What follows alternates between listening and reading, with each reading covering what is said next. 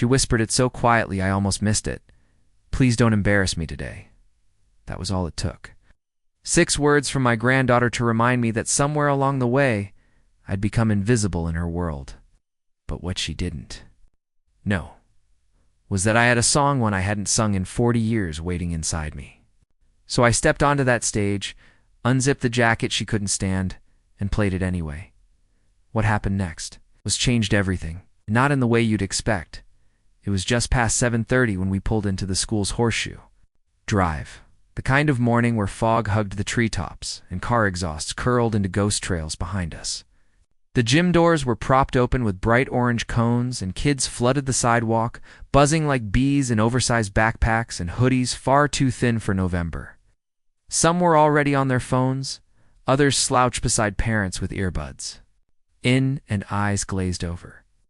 Pretending they weren't being dropped off by someone who loved them, I kept both hands on the steering wheel, letting the engine idle as the heater hissed gently through the vents. My granddaughter, Ellie, sat in the passenger seat, hugging her tote bag like it might shield her from the world. She hadn't said much that morning, not since I'd picked her up from her dad's house the night before. Just a few monosyllabic replies about what time she needed to be there, what she had for breakfast. And no, she didn't need help with her hair. I remember when she used to talk nonstop in the car. When she would sing along to songs on the radio with that loose, wobbly voice kids have before the world tells them to sound pretty. There was a time she made up a whole game called License Plate Animals, where we'd name creatures based on letters we saw. MPA, mountain panda antelope. QTR, quacking turtle raccoon. She used to laugh so hard she'd hiccup, but now she was 12. Or maybe 13. I lose track sometimes. She had a phone, a few new piercings in her ear, and this slightly wilted way of carrying herself like everything around her was either mildly annoying or deeply embarrassing. She reached for the door handle but paused. That's when it happened. Her voice dropped so low, I almost didn't hear it. "Please don't embarrass me today." 6 words, barely louder than a breath. But it stopped me. She didn't look at me when she said it. She just adjusted the strap on her tote bag and pulled the sleeves of her sweatshirt over her hands like she used to do when she was 5 and pretending to be invisible. My hands froze on the wheel. Embarrass her. What did that even mean? I hadn't said anything. I hadn't done anything. I was just driving her to school in the same jacket I always wore, with my hair pulled back the same way it had been for the past 10 years. Hadn't offered to walk her in, hadn't even played music on the radio, because I knew she preferred silence in the mornings now. But maybe that was the point. Maybe to her, my very presence had become loud, being their wrinkled hands, jacket patched at the elbow. My voice that doesn't filter thoughts the way hers does. Maybe that was the embarrassment. I didn't say anything back, just nodded. Slowly, like I understood, though I didn't. Not really. She climbed out of the car, shut the door without looking back. Her backpack bounced once against her shoulder as she merged into the flow of students heading inside. She didn't wave, didn't smile. I don't even know if she noticed the way I stayed parked there, engine running, watching her disappear between clusters of kids who were all trying to act older than they were. A security guard waved at me to move along. I gave a polite nod, pulled forward, and merged into traffic.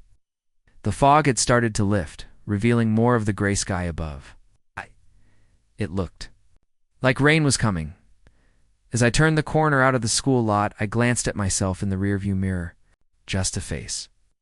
Soft lines around the mouth, eyes a little tired, hair silvering at the roots. Nothing unusual. Nothing that should make someone ashamed. But shame isn't always about what you do. Sometimes it's just about being seen back home. I left my jacket draped over the kitchen chair, poured myself coffee, let the silence settle around me like old dust, and tried to remember the last time she called me her best friend. I think it was a Tuesday. She was 7. We'd built a fort out of couch cushions, and she said, with the seriousness only a child can manage, "You're my favorite person. Ever." I hadn't forgotten, and I don't think she had either. Maybe it just got buried under the noise of middle school phones, and figuring out how to fit into a world that doesn't always make room for kindness or for old women in denim jackets. But even so, I made a quiet promise to myself that morning. I would go to her talent show. Not loud, not proud, just present. And if being seen by me still embarrassed her, so be it. I wasn't going to disappear just because someone told me to. She always hated that jacket, even when she was small enough, to sit on my lap and tug at the loose threads. Grandma, she used to say with a half smile, "This jacket smells like crayons and campfire." I'd laugh and say that's because it had lived more lives than most closets could hold. But over the years, her smile when she said it faded. Oh. By the time she was 10, she didn't mention the jacket at all, just side-eyed it like an uninvited guest every time I wore it out. It wasn't anything special, not in the way people think. About clothes these days, no brand tag, no fancy lining. It's just thick denim, softened by time and weather. With patches sewn on over the decades, one from a folk festival I attended in '86, another a hand-stitched flower Ellie made for me in 3rd grade. I'd sewn it on the pocket and told her I'd wear it forever. She beamed back then, said I looked like a storybook adventurer. Now, she pretended not to recognize it. It was early October when I'd started wearing it again, once the mornings turned crisp and the lake's edge held its breath in frost. I kept it hanging by the back door on a wooden hook next to my gardening hat and a leash for a dog I no longer had. Sometimes I'd catch myself brushing my fingers over the shoulder seam, where the denim had frayed into soft threads. It felt like memory. Not sharp, but worn in and hard to let go of. I wore it everywhere into town for groceries. To the post office, to the weekly book club, even though I hadn't finished a novel in 3 months. People in Ashwood Bay recognized me by that jacket. "More than by name, Miss Morgan," they'd say, nodding at the patches. "You've still got that thing?" I'd nod back, always with the same reply: "Still fits, still warm." There was one morning I walked into the general store and a young girl about Ellie's age gasped and said, "That's so vintage." Her mother apologized, embarrassed, but I smiled. Vintage was the nicest thing anyone had called it in years. The jacket didn't just carry stories, it held me together. On mornings I felt too old or too tired or too forgotten, it was a second skin, a layer that reminded me I was still here, still stitched into the world. But to Ellie, it had become a relic, something to hide, to brush past, to ask quietly, "Could you maybe wear something else this time?" I never told her that I'd tried once. I pulled out a beige cardigan with big wooden buttons, something safe and quiet. I looked in the mirror and didn't recognize the person staring back, just another woman shaped by what others needed her to be. So I put the jacket back on, like armor. Or maybe just comfort. When I got the text about the talent show, I was standing in my front yard trimming back the rose bushes. Her message was short: "School show, I'm playing piano. 6 p.m., don't be late." No smiley face, no sign-off, just instruction. I ran my hand down the sleeve of the jacket, remembering how I used to wear it to her school plays and choir performances. Back then, she would spot me in the crowd and wave so hard her elbow nearly dislocated. "I'll buy, that's mine." "Grandma," she used to shout to anyone within earshot. That's my grandma. Now, I wasn't sure she'd want anyone to know that evening. I stood in front of the mirror longer than usual. I considered other options. The corduroy blazer, the heavy wool coat, even the simple gray sweater I wore when I didn't want to be noticed, but nothing else felt right. So I zipped up the jacket, I straightened the collar, smoothed the fabric across my shoulders. My hands paused at the little flower patch faded now, its edges curling. It was the last thing Ellie ever sewed with me. We'd sat at the kitchen table drinking strawberry milk, her small fingers clumsy with the needle, her laughter filling the room as she tangled the thread over and over again. She had loved me loudly. Once I arrived at the school early, the gymnasium lights buzzed overhead like a swarm of bees. Folding chairs in neat rows, some already taken by other grandparents who had brought cushions for their backs. I found a spot near the end of the S. Third, row close enough to see, far enough not to be seen. Parents wandered in, balancing coffees and muttering about parking. Teachers ushered kids behind the curtain. Somewhere a piano chord rang out. Off-key, then silence. I clutched the hem of my jacket like a worry stone. Few students passed by, whispering, snickering. Not at me, not clearly. But I still felt the prickle. That unshakable instinct that maybe, just maybe, I didn't belong in this world anymore. Not in rooms filled with TikTok dances and trend cycles I didn't understand, but I stayed. I stayed because I had a promise to keep. Not to Ellie. Not even to myself. To the little girl who once told me, "Grandma, when you wear that jacket, you look like you could do anything." When she was small, she used to cling to my leg in grocery store aisles, hide behind me when strangers said hello, and whisper secrets that made no sense except to us. Don't tell anyone, she'd say, cupping her hands around my ear. I wouldn't. I never did. We had a rhythm then. A quiet understanding that whatever happened in our little world backyard tea parties, sidewalk chalk masterpieces, burnt cinnamon toast on sleepy Saturdays, it was sacred. She used to say I was her best friend. I remember the exact way she said it once, sitting cross-legged on the porch swing, holding a popsicle that dripped onto her knees. "Grandma, if I had to pick anyone in the whole world to be on my team forever, it would be you." But time shifts things, even the surest ones. It doesn't rip them away suddenly. It peels them back layer by layer, so slowly you barely notice, until the closeness is gone. Like morning mist lifting off the lake, the first time I realized I wasn't part of her team anymore, it was a Monday. Rainy, cold. She had forgotten her lunch, and I drove it over, just like I always had. When I handed it to her through the office window, she didn't say thank you. She took the bag and mumbled, "You didn't have to come." Her eyes didn't meet mine.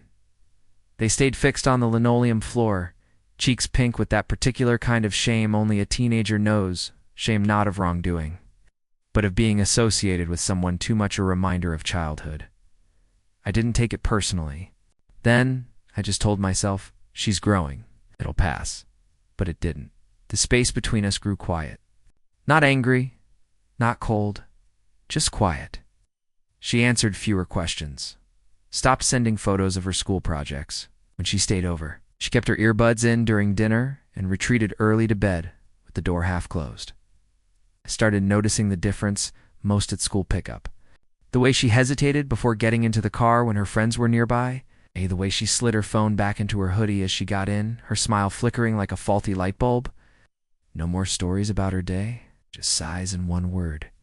Responses. The conversation had become too heavy to lift. One afternoon, I saw her laugh with her friend on the sidewalk. Full and loud, shoulders back, bright like I remembered. But when she opened the car door and saw me, her whole face dimmed. Her laugh snapped shut like a box. She pulled the door closed, sank into the seat, and stared out the window. "Everything okay?" I asked. "Yeah," she said, too fast. Then, nothing. That night, I sat on the porch long after she'd gone to bed, wrapped in a wool blanket, listening to the crickets and the occasional creak of the windmill at the neighbor's farm. I remembered all the sleepovers she used to beg for, the way she'd count down the days to our apple-picking trip, the way she'd trace the wrinkles on my hand and say, "Your hands are like maps." Back then, she saw me as a story. It was just background, but there was no fight, no blowout, no sharp words.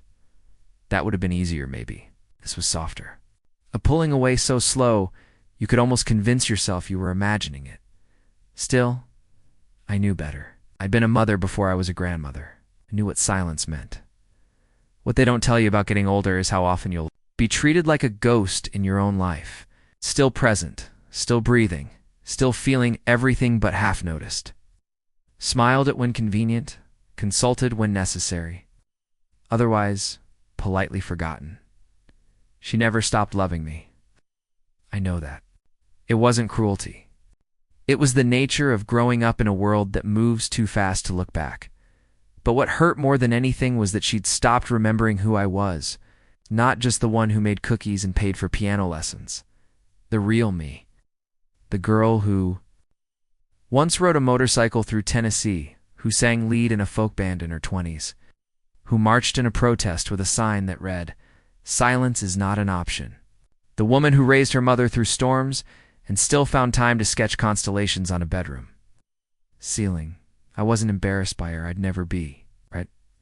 I had the slow realization that maybe she was embarrassed by me. Or at least, afraid I'd step too far into her world and shatter whatever carefully built version of herself she was trying to maintain. That's why her whisper outside the gym that morning felt like a pin pushed directly into the softest part of me. "Don't embarrass me today," the sentence said quietly, but loud enough to echo. I hadn't done anything yet, hadn't even opened my mouth, but already I was a risk. What they see is the jacket, the age, the careful steps. What they don't see is the history, the fire, the full, rich, complicated life inside the person they now treat like a relic. But I wasn't angry, just felt a strange kind of hollow, because once she used to run into my arms. Now she walks ahead of me like she's late for something more important. And let her. But I didn't stop walking behind her. There's a photo of me somewhere in the hall closet, wedged between old yearbooks and a box of Christmas ornaments we haven't used in years.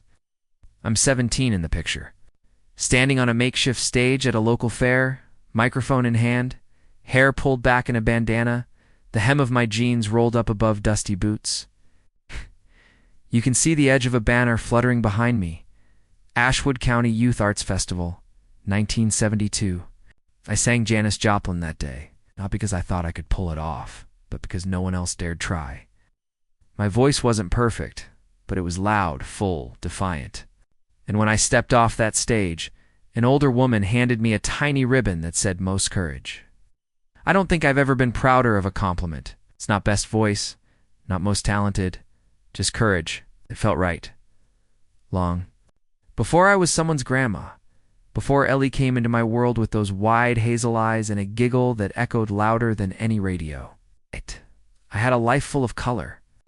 It wasn't big or glamorous, but it was mine.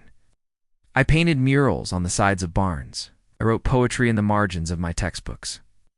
I played rhythm guitar in a short-lived folk trio called the Buttonhooks, and for one glorious summer, we drove a beat-up van across New England playing county fairs and dive bars.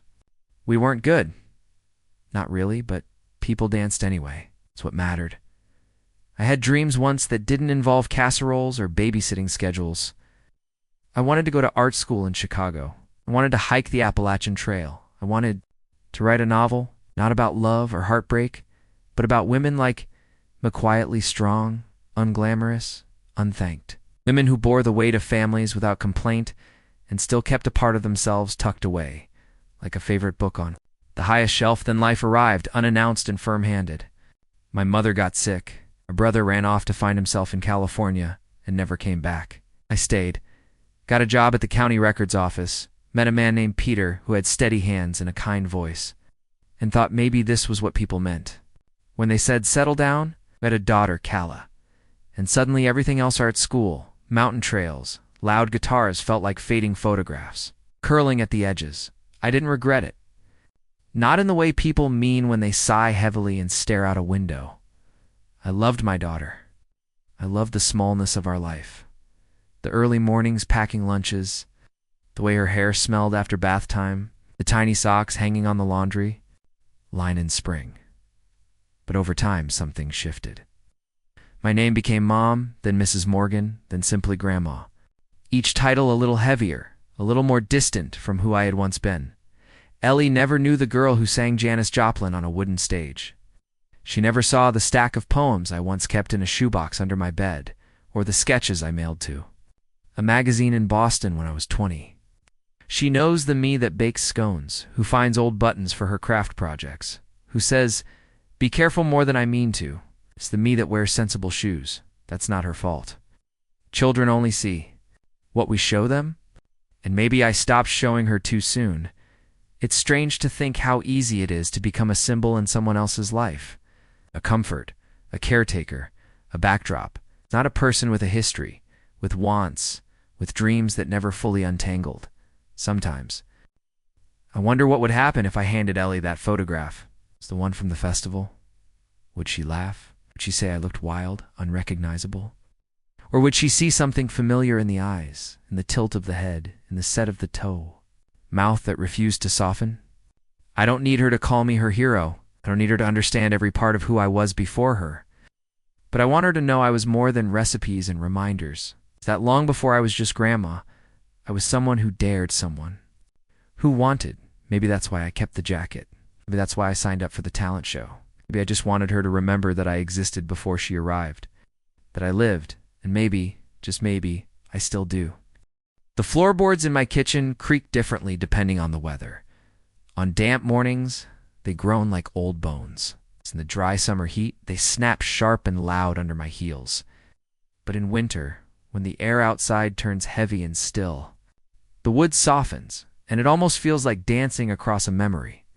That kitchen has heard 100 quiet dinners, the hiss of kettle steam, and the scratch of a pencil marking grocery lists. But the best sounds it ever held were laughter and footsteps 2 sets. Sometimes 3 sliding, twirling, stomping in joyful chaos. Ellie and I used to dance there. Not formal dancing, not the kind you learn from a class. We danced to jingles. On the radio, 2 songs from commercials. To whatever came through the old speakers sitting on the windowsill above the sink. We had a game, just the 2 of us. Whenever a song started, no matter what we were doing, chopping vegetables, folding, laundry, pouring tea, we had to drop it and dance. Sometimes it was 5 seconds. Sometimes 2 full minutes.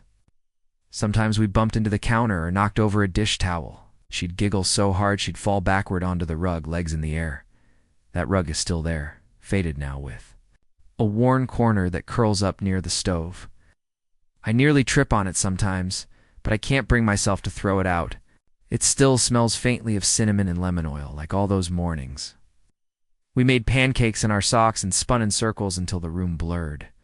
There was a stretch of years where Ellie would beg me to play. It's the same old folk song every Saturday. She called it our twirl song. The real title was Bluebird Skies, something I first heard on a dusty record in 1975. I had sung along to it in my 20s, barefoot in a stranger's living room after a poetry reading. Decades later, it became the soundtrack of my granddaughter's joy. Her small hands clutched mine, her voice off-key and proud, shouting the chorus like it meant something deeper than we could say. "Spin me again, Grandma." She'd cry, arms outstretched, cheeks flushed. Again, I would. Every time, those moments are stitched into the very air of that house. I can feel them when I pass through the doorway between the kitchen and the dining room. I see the smudge of jam on the lower cabinet handle, the one we never fully scrubbed clean. I hear her tiny voice calling, "Faster." As I shuffled us across the linoleum floor, it's been years since she danced in there with me. Now when she visits, she walks straight to the guest room with her earbuds in and a hoodie drawn tight around her frame. Listens to now isn't for sharing. It leaks from her headphones in tinny beats I can't follow. Hush. Her body stays still, her eyes down. If a song plays through the radio while I cook, she doesn't notice. Or maybe she pretends not to. I tried once, not long ago. I tapped her elbow when a familiar tune came on one we used to hum in the car, long before she had her own playlist. She looked up, confused, almost startled. "Do you remember this one?" I asked. She shrugged, kinda. That was it. No dance. A smile. It wasn't cruelty. It wasn't cruelty. Just the quiet ache of distance. People always say children grow up fast. But what they don't say is how one day you're spinning in circles on a kitchen rug. The next, they're checking their reflection in their phone screen. Or you'll say something that'll make them roll their eyes in front of a friend. Still, I keep the record player nearby. It's the same one that used to skip a little near the end of side A. I keep the twirl song on the shelf. It's close enough that I can play it if I want. I do, sometimes, when I'm alone. I don't spin as fast anymore, and the rug doesn't hold as firm. But I still move my feet, slow and quiet, just enough to feel something stir in me. That kitchen was never just a kitchen. It was a dance hall, a stage, a place where love didn't need to be said out loud because it was in every step we took. Together, Ellie might not remember it right now. She might not even want to, but I do. Sometimes I dance anyway. It was a Thursday, gray sky, cold wind. The kind of afternoon where everything looks dim, even the bright yellow of the school. Buses lined up at the curb. I had parked in my usual spot beneath the old elm tree near the staff entrance, sipping lukewarm coffee from the thermos I always kept in the glove compartment. A song I didn't recognize was playing on the radio, one of those soft, distant tracks meant to fill silence without demanding attention. Ellie usually came out right on time, earbuds in, moving quickly. I'd wave. Sometimes she'd wave back. But that day, she was late. Not worry late. Just not in a hurry. When she finally emerged from the building, she wasn't alone. 3 girls walked alongside her. One of them wearing a glittering jacket that caught the fading sunlight like sequins on a stage. They were laughing, not obnoxiously, but freely. The sound echoed across the parking lot like something from another life. Ellie's head was tilted toward one of them.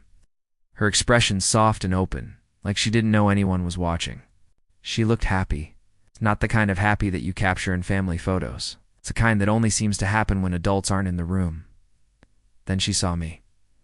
It was quick, a flicker, a glance. The smile fell half a step. Her pace shifted. She didn't stop walking, didn't wave, just broke from the group and headed for the car, her face set in neutral. Wait. The other girls didn't look at me. Maybe they did and I just didn't catch it. She opened the car door, slid into the passenger. Seaton exhaled sharply, like the day had been heavier than she wanted to admit. "Hey, kiddo," I said, gentle, like I always did. "Hey," she mumbled, pulling out her phone. "Can we go?" She didn't ask how my day was. Didn't notice that I'd made her favorite sandwich and wrapped it in wax paper just the way she liked. I handed it to her anyway, and she took it wordlessly, setting it on her lap without even unwrapping it. We pulled out of the lot in silence. I didn't push. I've learned not to. Pushing, even with kindness, can feel like pressure when you're 13. Still, something in me ached to say something. To remind her that I was more than just the ride home. Instead, I watched the way her shoulders stayed hunched, like she was shrinking herself smaller. I watched how she only looked up from her phone when she thought I wasn't watching. And when we reached the red light on Maple Street, I finally said it. "You looked happy with your friends today." She blinked, like I'd startled her. "Yeah, I guess. They seem like good kids." There. She said, flat but not unkind. Then nothing. We drove past the corner bakery, the church with the new roof, the little bookstore that only sells used paperbacks. The town looked exactly the same, but I didn't feel like I belonged in it, not with her, not anymore. At a stop sign, she glanced over at me, then back at her phone. "Grandma." "Yeah, can you not wear that jacket next time you pick me up?" There it was. Not shouted, not cruel, just offered, like a request wrapped in embarrassment. "What's wrong with my jacket?" I asked softly. She paused. "It's just kind of, I don't know, old." I smiled gently, though my stomach turned a little. Dad. "It is old. It's older than your mother, actually." She didn't laugh. She didn't smile. She just said, "Yeah, that's kind of the point." We didn't speak the rest of the way home. She climbed out of the car before I'd even turned off the engine, heading straight for the porch and then inside, not waiting. The sandwich lay forgotten on the passenger seat. I sat there for a while, watched the wind blow leaves across the driveway. Fingers drummed against the steering wheel without its rhythm or reason. It wasn't the jacket, it never really is. It was everything I represented. The slowness, the care, the simplicity. A world she didn't want to be part of in front of her peers. A world that no longer fit into her version of who she was becoming. That night I hung the jacket on the hook as usual. Stood there a while, just looking at it. It's the worn denim, the stitched flower from her childhood, the frayed threads near the collar. I ran my hand along the sleeve like I was saying goodbye to an old friend. But I didn't put it away. I couldn't. Because even if it made me invisible in her world, it still made me visible in mine. The first time I realized I no longer understood her world, it was over dinner. I'd made meatloaf and mashed potatoes, one of the few meals I knew by heart and could make with my eyes half closed. Ellie poked at it with her fork, not eating, her thumbs moving at the speed of lightning beneath the table. Her phone never left her hand, not even when she reached for the salt. "Everything okay?" I asked. She nodded without looking up. "Just talking to Ava," I smiled. "Well, Ava, she's welcome to join us for dinner sometime." She gave a quick exhale through her nose. Not a laugh. Not quite. Snap, that was the first time she said it like that. Like it wasn't an app, but a place. A separate room she could step into with the swipe of a finger. A space where I didn't exist. I cleared the plates after she left the table. She hadn't eaten more than a few bites. Later that night, I found her sitting cross-legged on the guest bed, her face glowing in the dark from the screen's cold light. She wasn't crying. She wasn't even smiling. Just blank. It's a kind of expressionless focus you'd see on someone staring into the ocean, except there was no ocean, just scrolling, endlessly. When I was her age, I had a spiral notebook I filled, with things I couldn't say out loud, lists of favorite songs, letters I never sent, doodles in the margins of people I thought I might someday become. My friends and I passed notes in class with little hearts above the eyes and elaborate fold patterns that made them feel like treasure maps. Ellie never carries a pen. Her messages disappear after being read. Her jokes vanish after a few seconds. Even her photos are fleeting, goofy, filtered faces that blur and fade like vapor. There's nothing to tuck away in a shoebox. Nothing to unfold years later. That's what startled me most. Not the technology. I've learned to live with that. I know how to navigate a text thread. I can check the weather on my phone, but the erasure, that's what hurts. Her world is built on things that don't last, conversations that vanish, pictures that don't print, feelings shared with someone on a screen while the people sitting 2 feet away are kept at arm's length. I asked her once if she wanted help making a scrapbook of her art. She had sketched a beautiful pencil drawing of a fox crouched behind tall grass. When I printed it from her school website, she looked confused. "Why'd you print that?" "Because it's good," I said. "And one day you'll want to remember what your hands made." She shrugged. "It's just a school project." It wasn't. It was hers. Her eye, her line work, her shading. It meant something, whether she admitted it or not. I slid the paper into a folder and kept it. She never asked about it again. The more time passed, the more I saw how often she reached for her phone when things got quiet. At dinner, in the car, on the porch when we used to sit side by side listening to the wind rattle through the trees. It was like silence had become uncomfortable, something to be filled with noisy rather than sat with. We used to have long, winding conversations about the stars. I taught her the names of the constellations. She'd ask if they were real or made up. I told her both things could be true. The truth often lives in stories. She liked that answer. She used to say I explained the world in soft colors. I don't think she remembers that anymore. Now if I mention stars, she pulls up an app that shows them in augmented reality. She doesn't look up. It's just at her screen. Sometimes I wonder what she thinks of me, what part I play in her stories if she tells any. Am I just the woman who picks her up and always brings mints in her purse? Am I just background sound while she swipes through her world? There's a loneliness in being forgotten in real time, but I try, really do. I downloaded the app she uses, made a profile, sent her a photo with the bunny filter. It felt silly, unnatural. She replied with a short video of herself rolling her eyes. No words. It should have hurt, but it didn't. Not exactly. It just reminded me how wide the gap had grown between us. It's not from anger, it's from change. And yet I keep trying to build a bridge across it. I leave notes in her lunch bag with silly little doodles. I send her music I think she might like, even if she never opens the link. I sit beside her in silence when she's watching videos. Not to interrupt, just to be near. Sometimes she leans her head against my shoulder. Not for long. Just a moment. A flicker. But it's something, and I've learned that in her world of disappearing messages and temporary filters, even the smallest moment of closeness counts. It came in quietly, without ceremony. Just a short text on a Thursday afternoon. Talent show. 6 p.m. tomorrow, Jim. No punctuation. No heart emoji. No, I hope you can come. Just that. A place. A time. A thin rope thrown across a widening gap.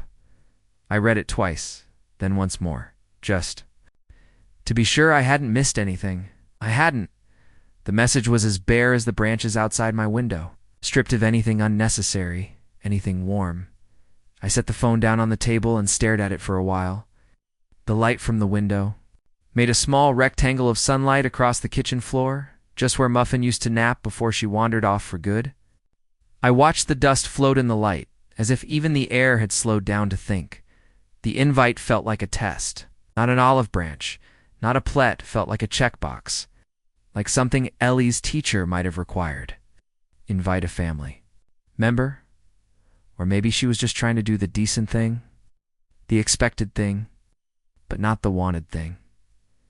I stared at the message, debating. I could pretend I hadn't seen it, say the phone had been off, say I wasn't feeling well. That wouldn't be a lie exactly. I hadn't been feeling quite myself lately. My back ached more.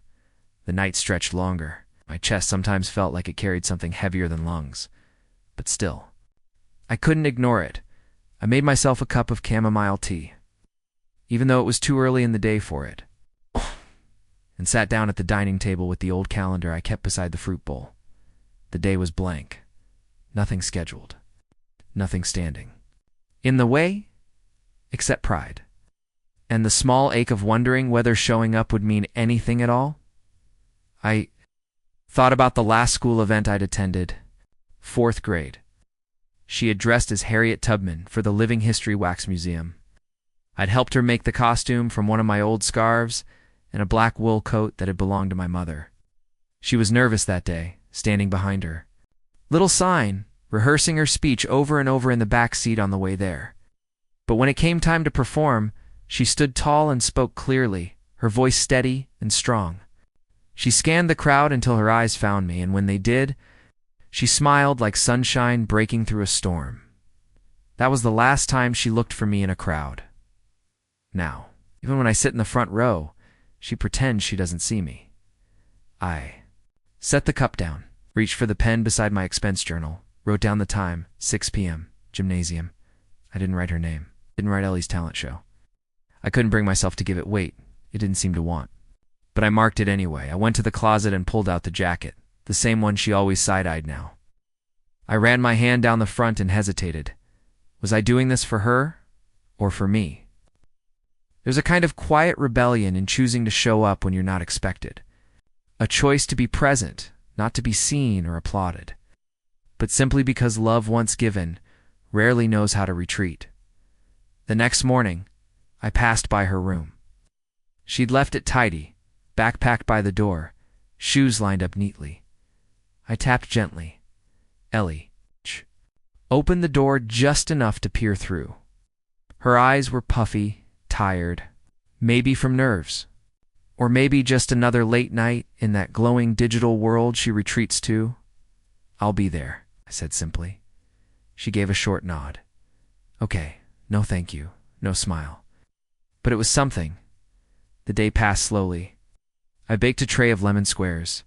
For no reason, washed the floor even though it didn't need it. Reorganized the spice rack alphabetically, then backward again. Anything to keep the nerves from settling too deep. By 4 o'clock, I had changed outfits twice. A sweater and slacks first, then a blouse I hadn't worn in years. Nothing felt right.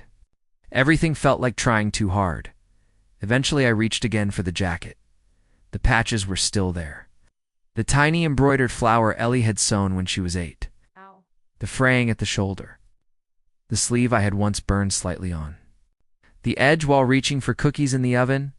It didn't hide who I was. It was who I was. I zipped it up, took a long look in the mirror and whispered, "Don't embarrass her." Then I drove to the school, heart quiet, eyes steady. I didn't expect a welcome. I didn't expect a thank you. But I went anyway, because love, even when unreturned, still deserves to be present. The gymnasium smelled the way all school gyms do, faintly of sweat, floor polish, and the ghost of last month's bake sale. The metal chairs had been arranged in uneven rows, facing a stage made from risers draped in black cloth. A banner overhead read Ashwood Bay Middle School Fall. Talent Showcase, letters hand-painted in gold and slightly crooked.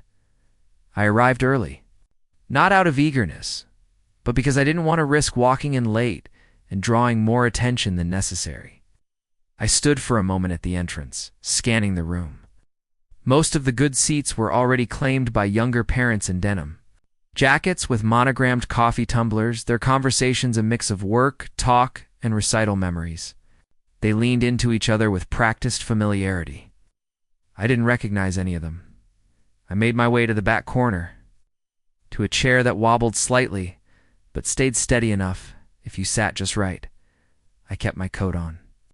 The jacket still zipped. To the collar felt heavier than usual. Maybe it was the weight of all the moments stitched into it. Or maybe it was the weight of being there alone. To my left, a young boy bounced on the edge of his seat, clutching drumsticks with ink-smudged fingers. To my right, a woman scrolled through her phone with a baby balanced on her lap, rocking gently without looking. I folded my hands in my lap and kept my gaze forward. A few more families trickled in, clapping parents, whispering siblings.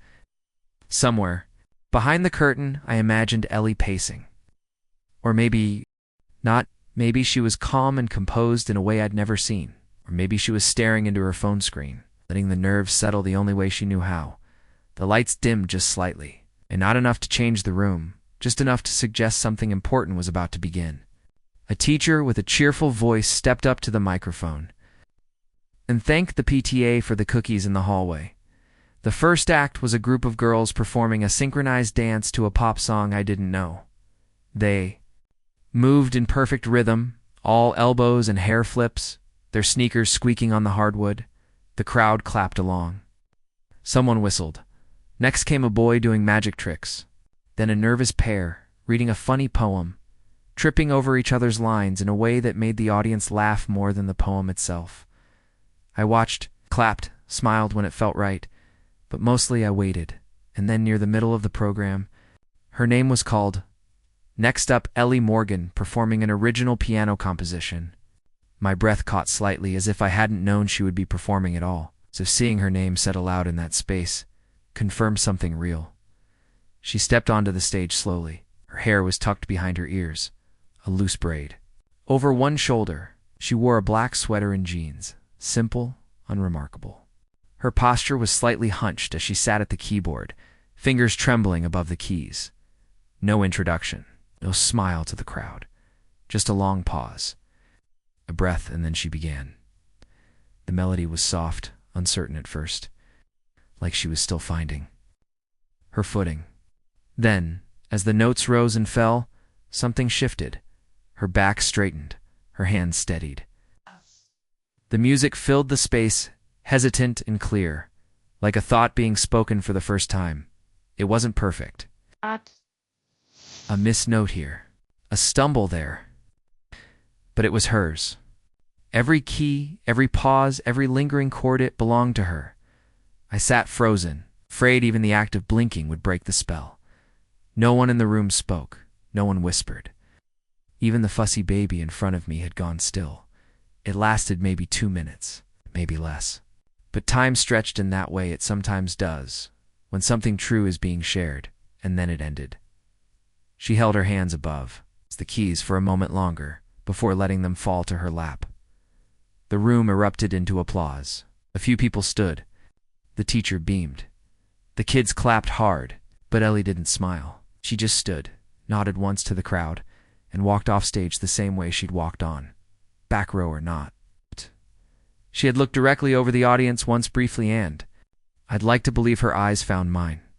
Not for long, just a flicker. But enough.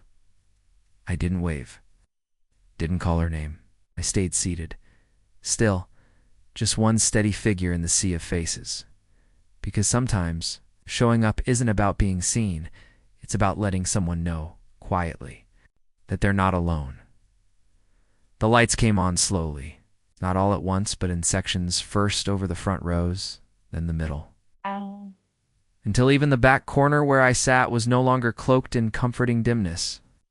People stood, stretched, and began to chat. Kids spilled out into the hallway in clumps, loud with the jittery energy of middle schoolers between acts. Someone dropped a water bottle that rolled across the gym floor with a plastic rattle. Before being scooped up by a PTA volunteer, I stayed. In my seat, unsure if I should move. I wasn't thirsty. I didn't need the restroom. Mostly I didn't want to leave the space where I'd last seen Ellie on that stage, so sure in her music, so quiet in everything else. Then I saw her. She emerged from the curtain, not alone, but not in a group either. Just in that in-between state, kids have mastered close enough to blend in, distant enough to avoid being called out. She moved along the gym wall, eyes scanning the crowd. Then heading toward the vending machine at the far end. I stood up suddenly, unsure what I was doing. It wasn't a decision, it was instinct. She was facing the snack machine when I approached. Arms crossed, jacket sleeves pulled over her fingers. She wasn't selecting anything, just standing there as if the blinking lights could give her something other than a bag of pretzels. I stopped a few feet behind her and said gently, "You played beautifully." She didn't turn around, didn't say thank you. Instead, after a beat, she spoke softly, still staring at the machine, just, "Don't embarrass me today, okay?" Asterisk, it wasn't mean.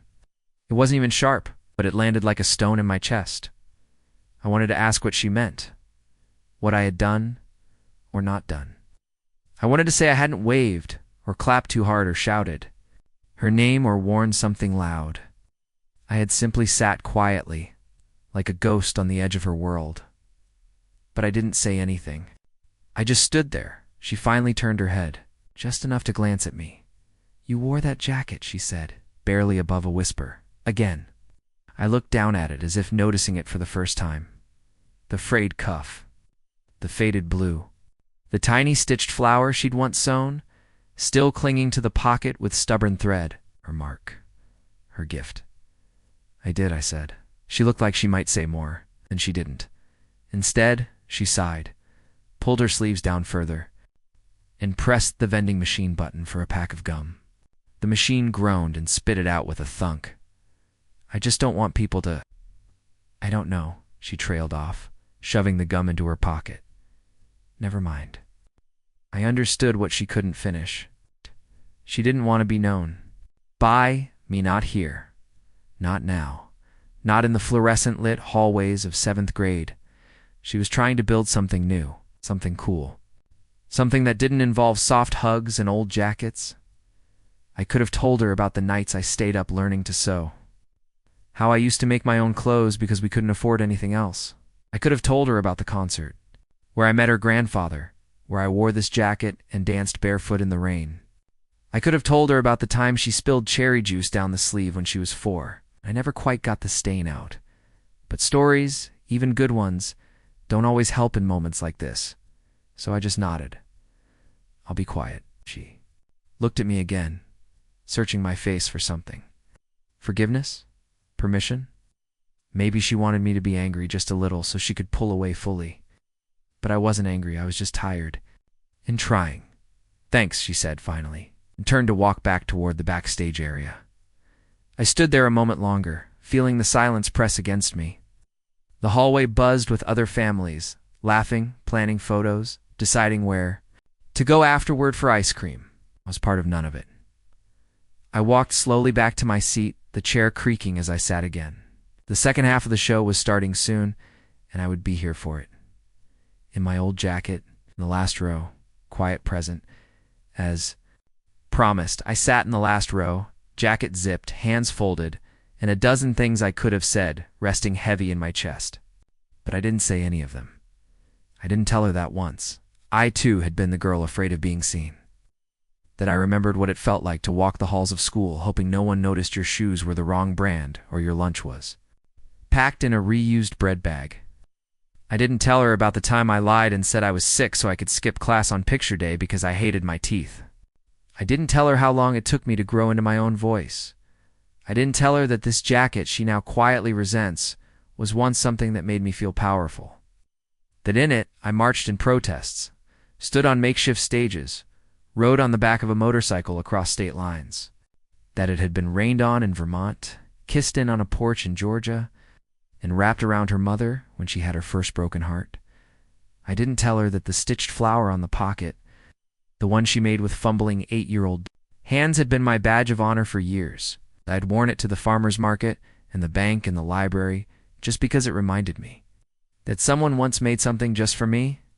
I didn't say any of this because I knew she wouldn't. Hear it? Not really. Not when she was this age. Not when she was busy trying to carve herself into something sharper, cooler, less soft than she used to be. I understood. But that didn't make it easier. There was a time she used to narrate her life to me. "Grandma, today at lunch my sandwich exploded or I think Ms. Taylor has a secret life as a spy. She used to call me from the back seat while I was driving, even though I was just a few feet away, and say, "Can I tell you a secret?" I always said yes. Now, secrets are shared through tiny screens and vanish after 10 seconds. And my job, it seems, is to sit and listen. To love without making a sound. I didn't tell her that I was proud, but the way she sat straight at the piano, the way her hands moved like she had something real to say, it moved me. That her song, even in its quietness, said things I hadn't heard from her in months. I didn't tell her that I had practiced something too. But the day before, when I saw her name on the program, I pulled out my old guitar from the coat closet. That I tuned it slowly, my fingers stiff with time, but steady enough. That I had quietly signed myself up to perform something that mattered to me. I didn't tell her because I thought maybe she wouldn't want me to. Because I thought maybe, just maybe, it would embarrass her, and that word embarrass had wrapped itself around my ribcage like a vine, ever since she whispered it in the hallway. It's strange how the fear of making someone else uncomfortable can silence even the most honest intentions. How quickly we trade in stories for silence just to preserve peace. I sat there. Second half of the show beginning, kids back on stage, lights warming the gym once again, and I stayed quiet, but inside. Me, the words sat waiting, not to defend myself. Not even to be understood, just to be remembered. Because I know one day, maybe years from now, she'll come across this jacket in a box or on a hanger in the back of a closet. She'll brush her fingers across the flower patch. Maybe she laugh. Maybe she'll cry. Maybe she'll remember what I didn't say. And maybe that will be enough. I didn't plan to unzip it. Not that night. Not with the lights bright and the students murmuring backstage and Ellie somewhere in the wings. Praying I'd just stay put in the audience like a polite piece of furniture. But the truth is, I had signed up for the open mic portion of the show weeks earlier, quietly. An extra spot on the program tucked at the end listed simply as special guest performer. No one knew what that meant, and I liked it that way. The jacket had always been my uniform.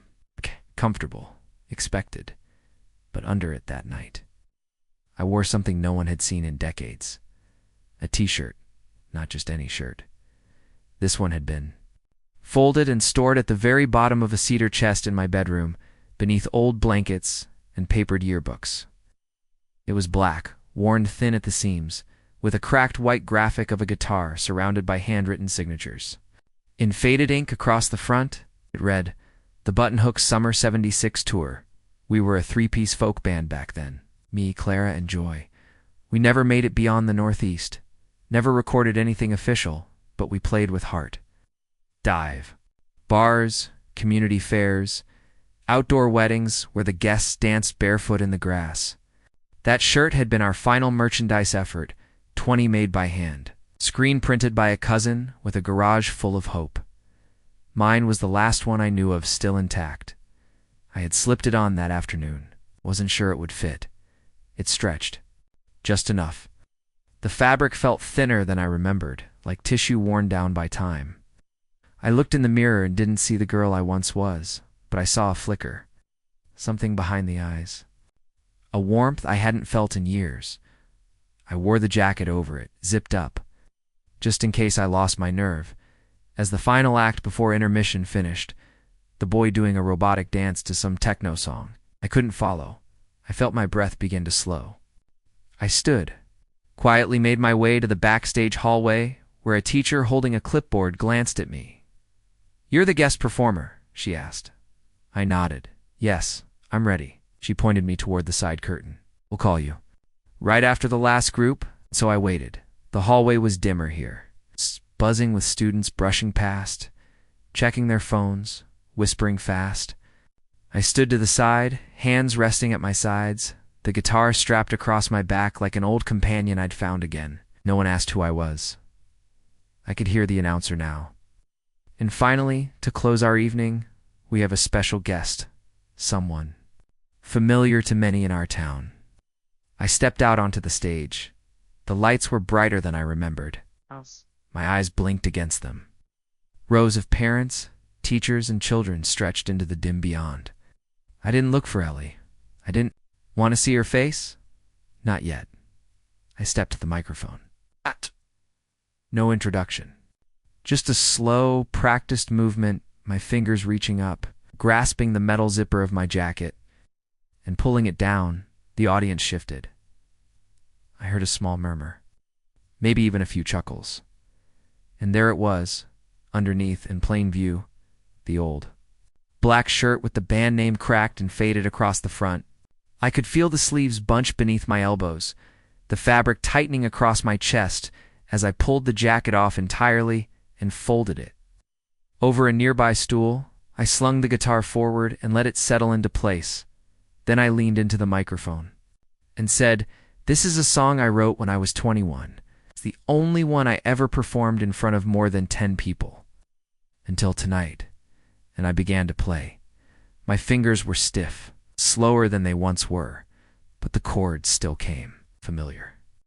As breath, the first verse trembled slightly, then smoothed. My voice wasn't sweet, it never had been, but it was honest, steady. A simple folk melody about waiting for someone to come home and learning eventually how to stop waiting. The room quieted, even the back row. I didn't look up. I didn't need to. I could feel them listening, politely. But truly, it's that strange silence that comes not from disinterest, but from something else connection. Even in a gymnasium, I reached the last chorus. My voice cracked on the final note. I didn't apologize. I just let it be. When the song ended, the applause came slow, then stronger. Not a standing ovation. Nothing dramatic. It's just a room full of people who had been. For a few minutes still, I nodded once, picked up my jacket, slipped it back on, but left it unzipped, and as I turned to walk off stage, I saw her, Ellie, not clapping, not smiling, but watching. Her eyes didn't say much, but they didn't look away, and that, I thought, was something. The thing about playing a song from your past is that no one else hears it the way you do. They might hear a melody, maybe notice a line or two, maybe even hum along if it's simple enough, but you hear the version sung in a smoky bar with a friend keeping time on a tambourine. You hear the missed notes and the heartache pressed between chords. You remember the cold wooden floors of the garage you practiced in, the strings that cut into your fingers, the smell of cheap coffee and borrowed time. I hadn't played that song in nearly 40 years, and still my hands remembered. Not with precision, but with muscle memory, the kind that lives beneath the skin. That melody had been waiting, like an old friend sitting quietly in the corner, ready to rise when I finally called its name again. I chose that song for a reason. It wasn't flashy. It wasn't impressive. It wasn't something middle schoolers would rush to record on their phones. It wasn't even something Ellie would likely recognize. Didn't sound like anything in her world, no beat drops, no auto-tune, no chorus meant to go viral. It was a song I wrote the winter my mother died. I was 21, still trying to make sense of loss, still figuring out how to get through a day without calling someone who was no longer there. I'd sat in the back room of my first apartment with the window cracked, even though it was freezing, because I couldn't breathe unless the air moved. I'd written down the chords in a spiral notebook and played them over and over as if the repetition might somehow untangle the grief. The lyrics were simple. No metaphors, no clever rhymes, just a quiet pleading to be remembered, to matter, to feel like I hadn't disappeared into the noise of other people's lives when I sang. That song on stage in the middle school gym, I didn't sing it for the crowd. I didn't sing it for the parents with their cell phones and polite applause. I didn't even sing it for Ellie. Not exactly. I sang it for the girl I used to be, the one who wrote it. It's the one who still lives inside me, even if most days she barely gets to speak, and for those few minutes. She had the microphone back. I could feel the room watching me, not out of judgment, but curiosity. They weren't sure what to make of me. Gray-haired woman in worn jeans, a t-shirt with a forgotten band name, and a guitar that had clearly seen better days. I wasn't who they expected. That was fine. Let them wonder. The chords weren't perfect. I flubbed a D minor and came in a half beat late on the bridge. But the song carried itself. It knew where it wanted to go, And somewhere in the third verse, I heard someone whisper near the front. Not loud, not mean. Just quiet enough to float up to me. Who is she? I smiled, just a little, without missing a note. Because in that moment, I wasn't just Ellie's grandmother. I wasn't just the woman in the jacket. It was someone again. Someone enough to be asked about. Someone seen. I didn't linger after the last chord. Just nodded once and stepped back into the wings. The applause was kind, respectful, no cheering, no standing ovation. But there was something better stillness. That lingering hush that holds when people are thinking about something they can't quite name backstage. No one said anything to me right away. A teacher offered a small smile. One of the 8th graders nodded. That was enough. I waited by the side door, the cool air from outside seeping in through the cracks. My jacket hung open, the shirt underneath catching the light from the hallway. Ellie passed me 10 minutes later on her way to the restroom. She glanced at me, then at the shirt. You kept it? She asked, voice low. I did. She didn't smile. But she didn't look away. And for now, that was the song I needed most. I didn't intend to stand under those lights again. Not really. Not after all this time. After years of being in the audience. The one who clapped politely. Who took blurry pictures. Who held the flowers after the recital. But something shifted after Ellie walked past me backstage, eyes lingering just long enough on the faded print of the t-shirt I wore. It wasn't a grand gesture. It wasn't a smile or a hug or even a real acknowledgement. Just a glance, a flicker of recognition, but it was enough. The teacher with the clipboard called my name gently. Ms. Morgan, you're next. It startled me to hear my name spoken that way again, formal, clear, with a sense of anticipation. It had been years since anyone said it, without attaching a title. Grandma, ma'am. Mrs. Morgan. I had almost forgotten what it felt like to be addressed simply as myself. I stood up slowly, knees stiff, heart heavier than I liked to admit. Fingers grazed the neck of the guitar one last time before I stepped forward. The curtain edge brushed my shoulder as I passed through it. The gym now fully lit and waiting. No shadows to hide in, no illusion of anonymity. Just a stage, a microphone, and a crowd full of people I mostly didn't know. I could hear Ellie's classmates shuffling in their seats, rustling programs, unwrapping snacks they weren't supposed to bring, and I could feel it, the hush that settles before something unfamiliar begins. Not quite respect, yet. More like curiosity. I walked slowly, not because I wanted to seem dramatic, but because my legs didn't move the way they used to. And because I wanted to remember each step, each creak of the old stage beneath my shoes. My jacket stayed open this time, cracked lettering of the band shirt visible now, unapologetic. A few parents tilted their heads, trying to read. A few kids giggled. That didn't bother me. I wasn't there for their approval. I was there to tell the truth, even if it came in the form of a 3-minute song. I reached the stool, the guitar strap pressing lightly across my shoulder. I adjusted the mic. My breath trembled just once in, then settled. No speech. No preamble. Just the slow inhale of someone about to tell a story the only way she knows how. I strummed the first chord. It rang out a little too loud, a little too raw. My fingers hadn't warmed up properly, but I kept going, 'cause there's something sacred about following through, even when you're unsure. Especially when you're unsure. The melody found its rhythm by the second line. The lyrics came like old friends, surprising me with how clearly I still remembered them. I watched the crowd blur slightly under the lights.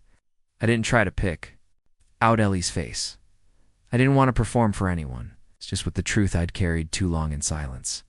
I sang about waiting, about the long, slow ache of watching someone grow distant, about the quiet hope that still rises, despite every reason not to. A few students stopped whispering. A few parents leaned forward.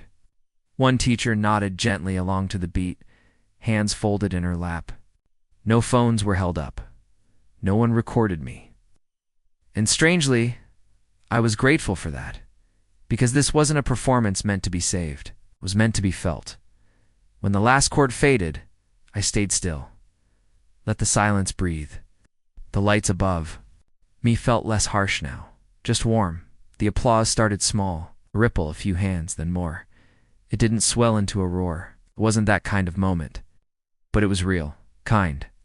Enough. I nodded once, stepped back, and walked off stage with the same slow steps I'd entered. No dramatic exit. No bow. Just one foot in front of the other, heart steady again. As I stepped into the hallway, the teacher touched my arm. "Thank you," she said softly. That meant something. I smiled, a quiet one. The kind? You save for moments that don't need explanation. I didn't go looking for Ellie.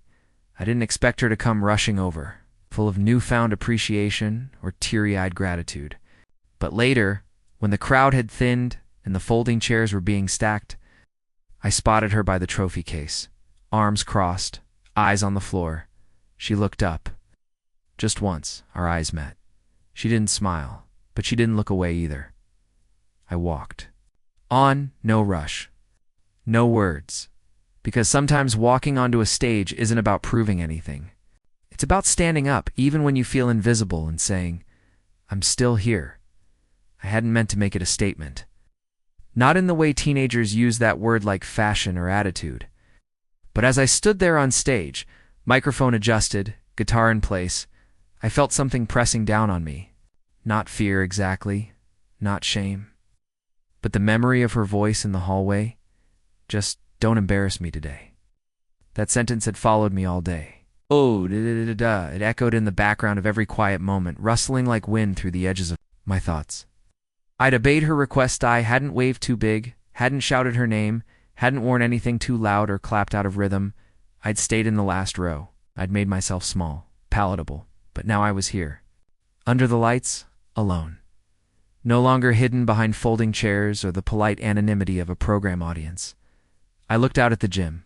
Rows of parents and teachers and classmates all braced for something safe. Maybe a poem. Maybe a cover of a well-known song. Certainly not me. Not someone her age. Not someone in their 70s. That's when my hand went to the zipper. It wasn't rehearsed. I hadn't stood in the mirror earlier that day and planned it. But standing there, I knew if I played in that jacket, I would still be hiding, still apologizing for taking up space.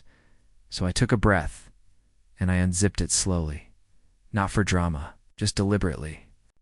As if I was peeling something off that no longer fit quite right, the denim loosened around my shoulders. And I slid it off, folding it gently over the back of the stool beside me. There was a faint murmur in the crowd, a whisper, maybe laughter, maybe just surprise, underneath.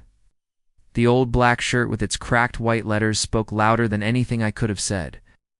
The Button Hook's Summer '76 tour, it was faded, frayed. One of the sleeve seams was barely holding, but it was mine, and for once I wasn't going to pretend to be anything else. I heard a chair creak somewhere in the second row, the squeak of sneakers on the gym floor, and silence. Good. I let them sit with it, because that shirt was a reminder, a receipt of a former self. A woman who once played late into the night and watched strangers sway to her voice. A woman who wrote songs instead of grocery lists.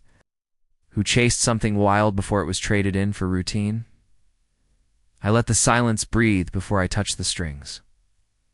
I didn't look for Ellie, but I imagined her sitting somewhere, stunned into stillness. Not out of admiration. No, that wasn't my aim.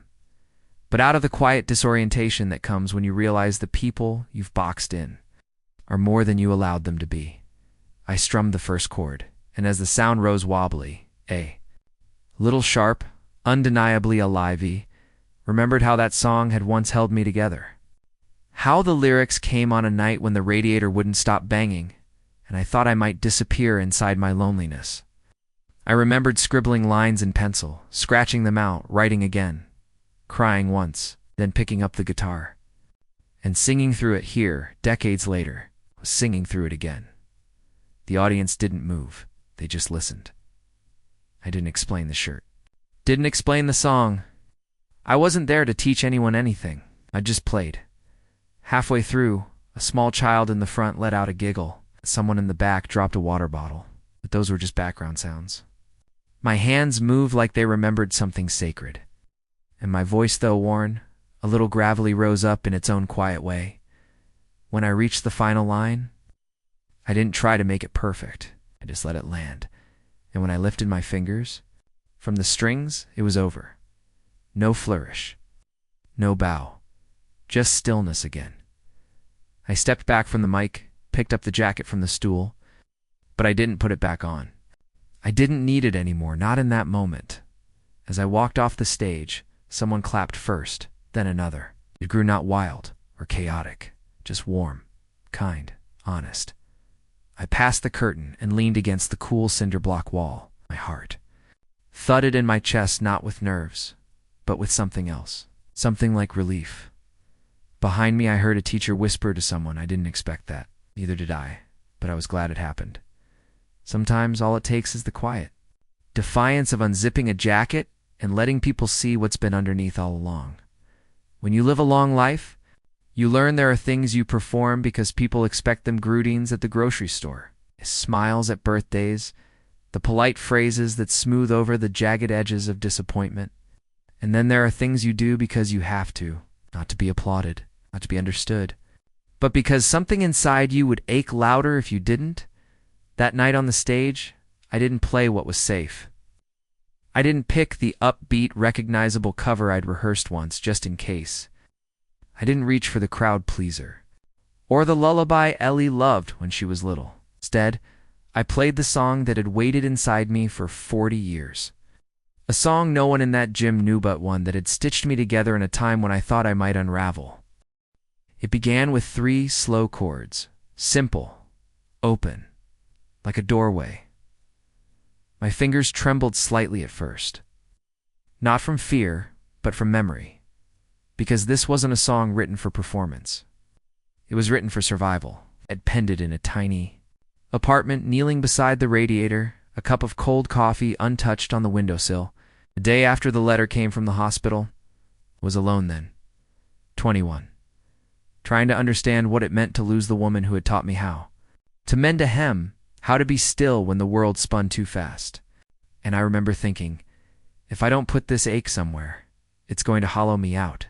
So I put it into the chords, into the lyrics, into the slight rise in the melody that always sounded like hope trying to lift its head as I played it.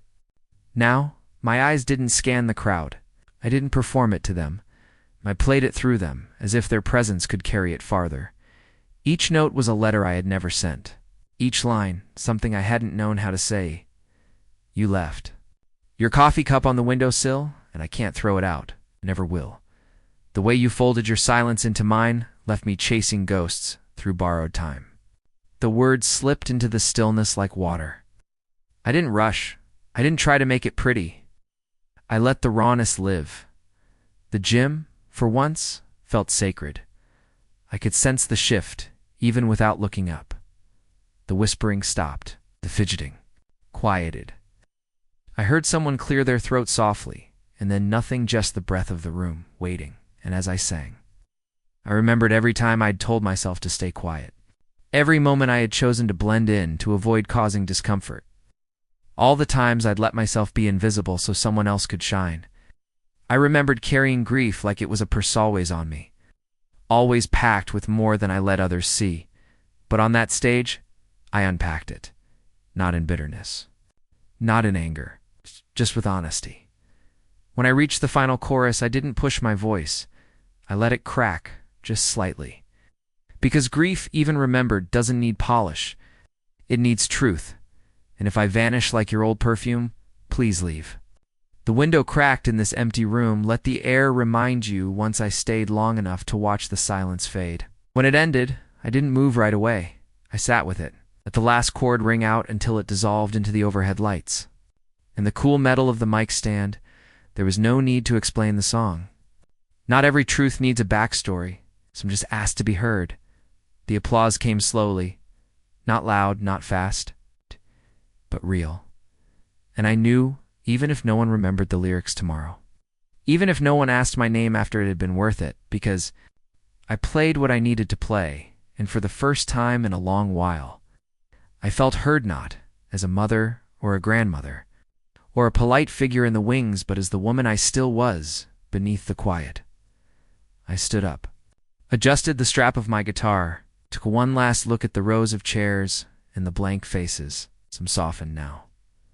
I didn't look for Ellie. I didn't need to, because even if she didn't understand the words today, even if her arms stayed folded and her face unreadable, she'd carry the sound somewhere inside her, and maybe one day, far from here, she'd hum a line she didn't know she remembered, and she'd understand. The strings vibrated long after I stopped playing, not just in the air, but in my bones. That's something people don't tell you about music. It stays in you. You carry it, tucked into your shoulders, your wrists, the soft bend of your spine. I could feel each note from that song moving through me like echoes in a cathedral.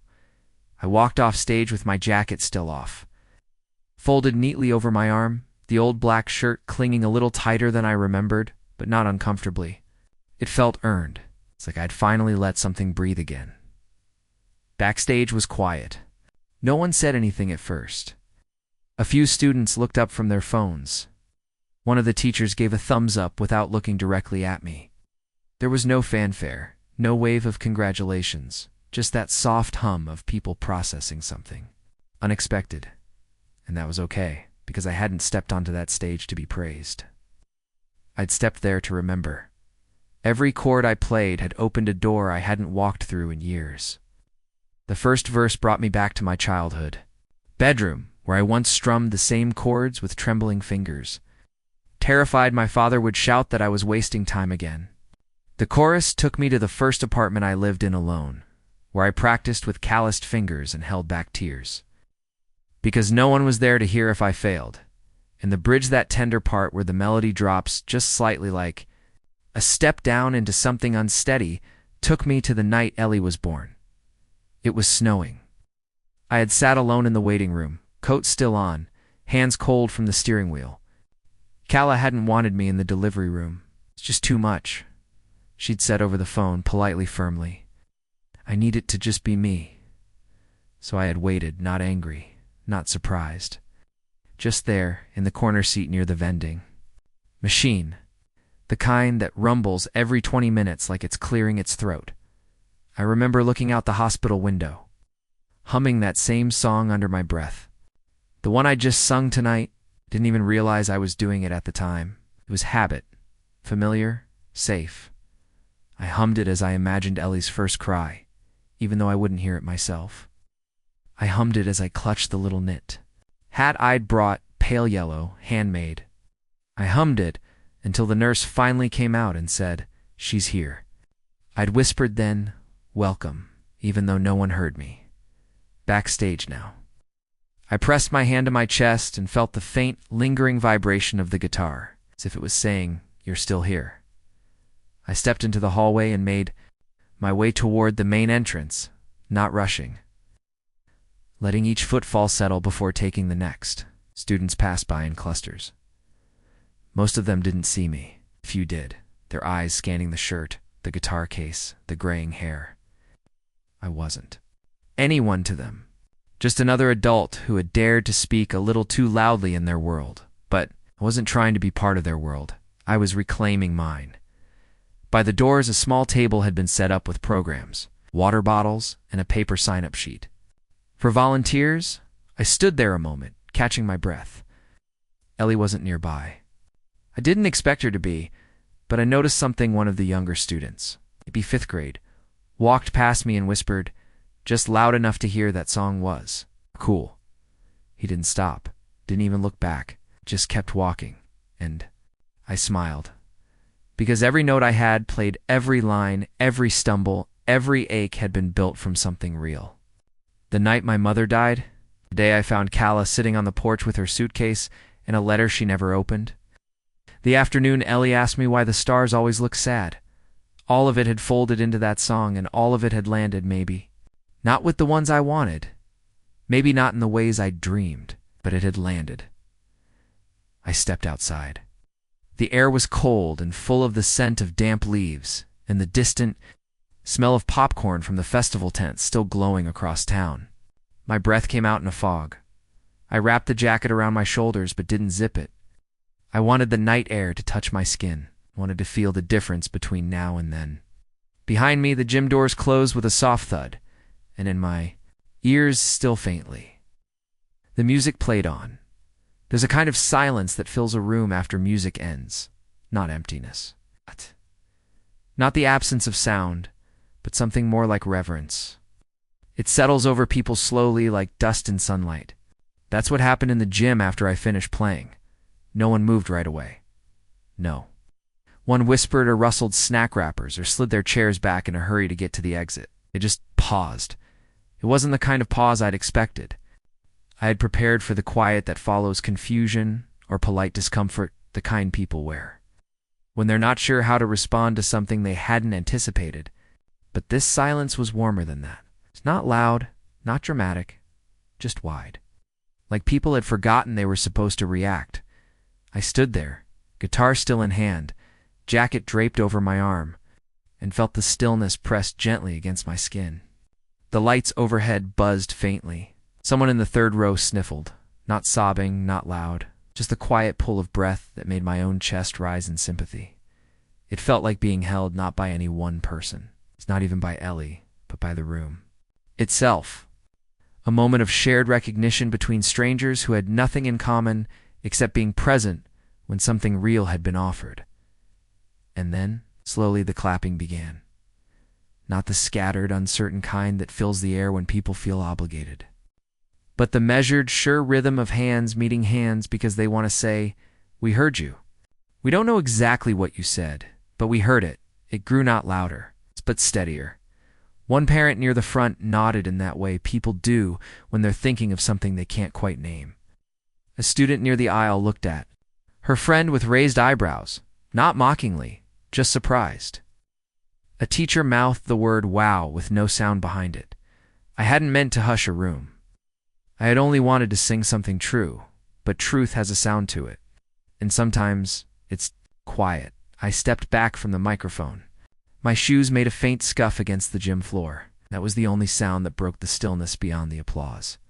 From the corner of my eye, I saw Ellie, just for a second. She wasn't clapping, she wasn't smiling, but she was looking. Her face was unreadable. Not angry, not proud, just still. Like something had landed inside her, and she hadn't yet decided what to do with it. That was enough for me. I nodded once to the crowd, not a bow, not a wave, just an acknowledgement. Then I stepped off the stage and down the side steps. Walking past rows of chairs and scuffed gym mats and crumpled programs that had fallen to the floor, no one stopped me. No one reached out to ask who I was. I didn't expect them to. I didn't need them to. Outside the gym, the hallway felt colder. Harsher fluorescent lights, footsteps echoing, chatter starting to rise again. But I held the silence with me like a cup still warm from tea. I didn't rush. I didn't speak. When I reached the back doors, I paused, resting my hand on the metal push bar. Behind me, the applause had faded. The MC was already introducing the next student. Life moved on, as it always does. But in that sliver of time between, song and silence. Between being seen and fading back into the crowd, I'd reclaimed something I didn't even know I'd lost. And the strangest thing was, no one had to say a word for me to feel it. Not even her, especially not her. Sometimes, the deepest understanding lives in what's left unsaid, in the breath someone holds before speaking, in the pause before clapping, in the silence that fills, the space between two people who have grown apart but still remember what it was like to be close. The auditorium had fallen silent, and in that silence, I'd heard everything I needed to. We didn't speak right away. Not as we walked to the car, not as I unlocked the passenger door and watched her slide into the seat, backpack still slung over one shoulder. The gym had emptied in waves behind us, laughter, footsteps, the creak of the old front doors swinging. Shotand we'd stepped out into the night like two shadows moving on parallel paths. The air was cool and still. Not cold, but with just enough bite to remind you summer was long gone. I put the guitar in the trunk gently, like it might wake if I moved too quickly. I closed the lid and stood there for a moment, looking up at the street lamp above us. Moths circled the light, frantic and aimless. I remember wondering if they ever got tired of chasing something that burned. When I got into the driver's seat, Ellie was staring out the window, her fingers picking at a loose thread on her sleeve. She didn't look over, she didn't sigh, or shift uncomfortably like she sometimes did when she had something she wanted to say but didn't know how to start. She just sat quiet, and so I turned the key. The engine hummed to life, and the old heater rattled in that familiar way, coughing warm air into the silence. Between us, we drove without music. It felt too soon for noise. The neighborhood blurred past. In the amber glow of streetlights, leaf piles on curbs, darkened porches, a forgotten bike leaned against a fence. I kept my hands steady on the wheel. Not tight, not relaxed, just aware. I didn't ask her what she thought of the song. I didn't ask if she was embarrassed. I didn't ask if anyone had said anything after I left the stage. Because the truth is, I already knew the answers wouldn't be clean. Not yet. She needed space, not interrogation, just time. Halfway home, she finally spoke. "You wrote that?" she asked, voice barely louder than the hum of the tires. I nodded once. "A long time ago." Silence again. "Then you were." "Really?" "Good." I didn't answer right away. I just kept driving. Let it hang there between us. The way something precious does when you don't want to break it by responding too fast. After a minute, said, "Thank you." Another pause, this one longer, and she added, "I didn't know you could do that." I smiled, but kept my eyes on the road. "There's a lot you don't know about me." She didn't argue. She didn't roll her eyes or retreat into sarcasm the way teenagers do when they feel too exposed. She just sat with that, like maybe it wasn't a criticism. It's like maybe it was an invitation. A few minutes later, we pulled into my driveway. The porch light glowed warmly, casting long shadows across the steps. I turned off the ignition and sat back for a second, listening to the tick-tick of the cooling engine. Ellie didn't move to open her door. Instead, she looked over at me for the first time that night. "You kept that shirt all this time?" I nodded. Some things are worth keeping. She didn't smile, but her mouth softened. Her hands stilled. And then, quietly, she opened her door and stepped out. I followed, grabbing her backpack from the back seat and slinging it over my shoulder. Before she could, as we walked to the house, she stayed close enough that her elbow brushed mine once, not by accident. She didn't pull away at the top of the steps. Just before I unlocked the front door, she spoke again. "Grandma." I looked at her. I didn't mean what I said earlier about embarrassing me. I looked at her for a long second, then reached out and brushed a strand of hair behind her ear. "I know," I said, and I didn't listen anyway. She let out the tiniest breath of a laugh, not quite a giggle, not a sound of approval, just something small and human breaking through. We stepped inside together into the familiar warmth of the house. The hallway smelled like cinnamon and laundry soap. The kitchen light was still on, and for the first time in a while, it felt less like a space I was keeping alive on my own, and more like a place where something might begin again. The ride had been quiet, but not empty. There are conversations that happen in words, and then there are the ones that happen in stillnessing. The way someone leans slightly toward you in the dark, or in the decision to stay close when walking from the car to the porch. That night, in our silence, something softened, and I knew we were starting to hear each other again. I draped it over. The kitchen chair without thinking. The old denim jacket. The one I always wore when I needed a little armor. That night, though, I didn't feel like I needed it anymore. Not in the same way. Ellie padded into the kitchen behind me, her socks making soft sounds on the tile. Shh. Didn't head straight for her room like she usually did. Instead, she lingered near the table, eyeing the jacket draped over the chair, as if it were something new, or something newly understood. I put the kettle on, out of habit more than anything. She didn't drink tea, but I did.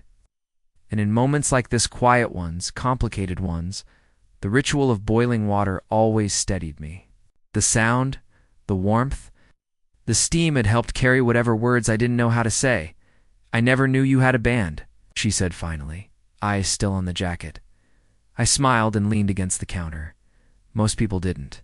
She glanced at me then, like she was trying to match the image of the woman who made her grilled cheese sandwiches with the one who once sang into microphones in small, smoky rooms.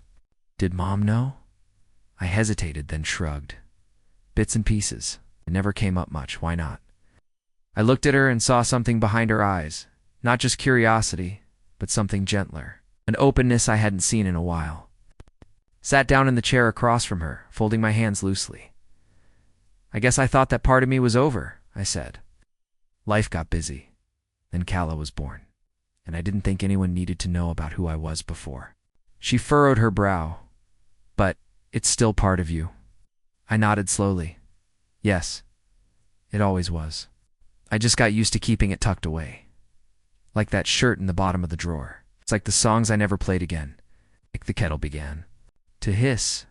I stood and poured the water over the tea bag, the scent of chamomile rising gently into the room. Ellie reached out and touched the jacket lightly. Her fingers brushed the frayed cuff. She didn't say anything right away, just sat with it. That simple act, her hand resting there, was the most she'd reached toward me in weeks. Did it make you nervous? She asked, singing in front of everyone. I chuckled softly, terrified. She looked surprised. But you seemed calm. I wasn't. But I wanted to be brave more than I wanted to be safe. She was quiet again. Then I was scared too, before I played piano. I kept thinking I'd mess up. You didn't, I said. She looked down, her voice softer. But if I had, would you have still thought I did good? Absolutely. And she smiled faintly. That's what I thought. The tea steeped in silence for a moment. They stirred the spoon slowly, the clink against the mug, rhythmic, grounding. I liked your song, she said after a while.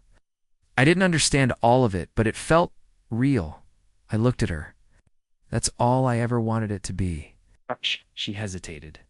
Then asked, will you play it again sometime? Just for me. My throat tightened slightly, but I kept my voice even. Anytime you want. There was something unspoken in the air, something still tender and new, little fragile, like glass left on the edge of a counter. But it was real, and it was growing. She stood and picked up the jacket. Can I try it on? I blinked, surprised, of course. She slid it over her shoulders, the sleeves a little long, the fit loose. She adjusted it, smoothing it down, running her hand. Across the patch she had sewn as a child, the little crooked flower with uneven petals. Her gaze softened when she saw it. I remember this, she whispered. I smiled. So do I. She looked up at me, then really looked. And in that moment, I saw her not just as the guarded, image-conscious teenager, but as the little girl who used to crawl into my lap and ask me to sing her to sleep, the girl who once trusted me with her secrets, her drawings, her tears. I think I get it now, she said. I didn't ask what she meant. She slipped off the jacket, folded it carefully, and placed it back on the chair. And though she left it behind when she went to bed, I knew something had shifted. The jacket stayed off that night. But for the first time in a long while, I didn't feel like I needed to put it back on. The next morning was quiet. Soft sun spilled across the kitchen counter, warming the ceramic mug in my hands. I sat in my usual chair, the one closest to the window where I could watch the neighbor's wind chimes sway and catch the gold shimmer off the dew-covered grass. The house was still, peaceful, but not the kind of silence that comes from absence. This was a full silence. A good kind. Upstairs, I could hear Ellie's footsteps, not rushed, not stomping, just the easy rhythm of someone not trying to hide or avoid. It had been a long time since her mornings didn't start with a slammed door or the metallic snap of earbuds sealing her off from the world. I didn't expect her to say anything about the night before. That wasn't how we operated. Words came slow between us. Sometimes not at all. But I could feel something different in the air, like a door cracked open just enough to let the light in. She came down with her hair still damp, wearing one of those oversized sweatshirts that seemed to swallow her whole. She grabbed a piece of toast and sat across from me, not looking up right away. I let her have the silence. There was no need to fill it. You going to play again sometime? She asked, between bites. I blinked. You mean like at the school? No, she said quickly. as if embarrassed by the idea. Then more quietly, just here, in the house. I looked down at my tea, then back at her. I might. She nodded like that was enough. But then she added, can I? Maybe. Help you tune your guitar later. I saw something on YouTube about how to use an app. I smiled. That'd be nice. There was something in her voice that hadn't been there in weeks. Not sweetness exactly, not excitement, but curiosity, engagement. Like she was willing to step 1 foot closer toward me without needing to explain why. We spent most of the day in quiet tasks. She helped me fold laundry without being asked. We went to the grocery store together, and she didn't walk ahead with her arms crossed. And in the parking lot when someone from school passed by, she didn't pretend not to know me. Small things. But they meant everything. Later that evening, just before dinner, went into the guest room where the guitar rested against the chair. The old shirt I had worn the night before was folded neatly on the dresser, the faded lettering barely visible. I reached for the guitar and sat down. Strumming a few tentative notes, the strings were out of tune, but not by much. Ellie knocked on the doorframe. Can I come in? I nodded. Sure. She walked in and sat cross-legged on the edge of the bed, phone in hand. Okay, show me the strings. I think the app listens and tells you if it's sharp or flat. I held out the guitar and she leaned in, her eyebrows furrowed in concentration as the app pulsed with color and sound. We laughed a little when the tuning slipped too far, then found its way back. After we finished, I started playing the opening. Chords to the same song from the night before. Her eyes lifted. You remember all of it? She asked. I nodded. It's been in my fingers a long time. Will you teach me? The question came so gently I wasn't sure I'd heard her. Right at first? But the look on her face told me she meant it. I'd love to. She didn't smile big. She didn't hug me. She just scooted closer, sat on the floor in front of me, and watched every movement of my hands like they were revealing something sacred. For the first time in what felt like years, we weren't living. Side by side, in a house full of quiet misunderstandings, we were building something slow, careful, and real. That night, after she went to bed, I sat alone with the guitar in my lap and the jacket still resting on the chair beside me. I didn't need to put it on, not anymore, because something had shifted. I was still her grandmother, still the one who made dinner, reminded her to grab a sweater, drove her to school, signed the permission slips. But now I was something more. Was someone she had seen and heard, and maybe someone she wanted to know.